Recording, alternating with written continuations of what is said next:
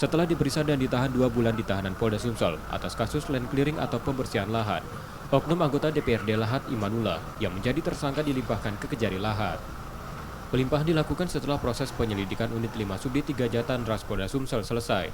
Sebelumnya tersangka Imanullah dilaporkan salah satu perusahaan pertambangan di Lahat karena terbukti melakukan pembersihan lahan milik pelapor dengan membagari lahan seluas 19.979,75 meter persegi hingga aktivitas di lahan terganggu dengan memasukkan sertifikat lahan tersebut.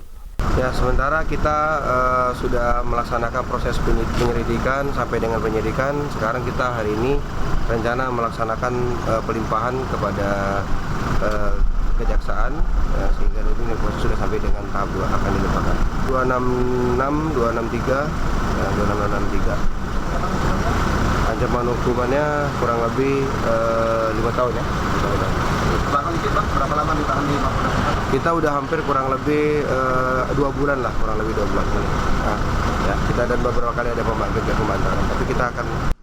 Tersangka Imanullah yang juga merupakan anggota Partai Gerindra ini terancam hukuman 5 tahun penjara. Reski Oktora, Muklas Diferensial, Kompas TV, Palembang, Sumatera Selatan.